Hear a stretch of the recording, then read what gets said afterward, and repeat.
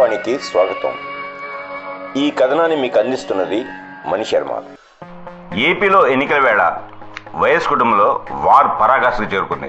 YS Sharmila తమతో వివరించడానికి ఆమె అడిగిన 1000 కోట్ల పనులు చేయకపోవడమే కారణమంటూ వైసీపీ నేతలు చేస్తున్న విమర్శకు ఆమె ఇవాళ కౌంటర్ ఇచ్చారు.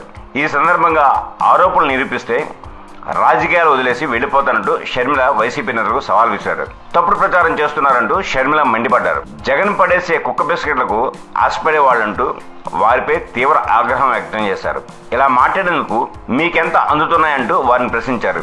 1000 10,000 కోట్ల రూపాయల పనులు అడిగానని కూడా చెప్తారన్నారు. తాను ఒక్క పైసా సాయం అడగలేదని నిరూపిస్తే రాజకీయాలు వదిలి వెళ్లిపోతా అన్నారు. వీళ్ళంతా ఊసరవెల్లని అవసరానికి వాడుకుంటారని, అది తీరాక పుట్టుకునే అనుమానిస్తారు అని అన్నారు. గతంలో జగన్ తన తండ్రి మరణం వెనుక రిలయన్స్ హస్తం ఉందని ఆరోపణలు చేశారని, ఆ సంస్థపై దాడులు చేయించారని, సీఎం అయ్యాక ఆ సంస్థ చెప్పిన వాళ్లకు ఎంపీ పదవి ఇచ్చారని షర్మిల గుర్తు చేశారు.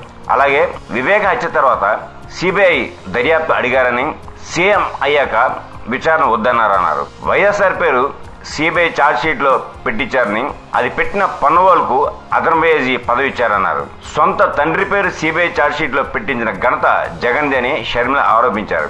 అవినాష్ రెడ్డి తన భర్త అనిల్పై తప్పుడు ఆరోపణలు చేస్తున్నారని విమర్శించారు. ల్యాండ్ క్రూజర్లో వెళ్లి కలిశారని చెప్పడాన్ని ఆమె ఆక్షేపించారు.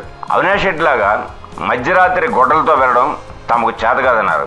అనిల్ కలవలేదు, మీరు రుజువు చేయలేరన్నారు. అనిల్కి ఏ ఇంటికి వెళ్లాల్సిన అవసరం లేదన్నారు. ఇలా ఆవిడ వైసీపీ నేతల మీద, వైఎస్ఆర్సీపీ మీద, జగన్ మీద దుమ్మెత్తి పోశారు. ఇక్కడతో ఈ కథనం సమాప్తం. మా ఈ వీడియో మీకు నచ్చినట్టయితే మరిన్ని అప్డేట్స్ కోసం లైక్ చేయండి, షేర్ చేయండి, సబ్స్క్రైబ్ చేయండి.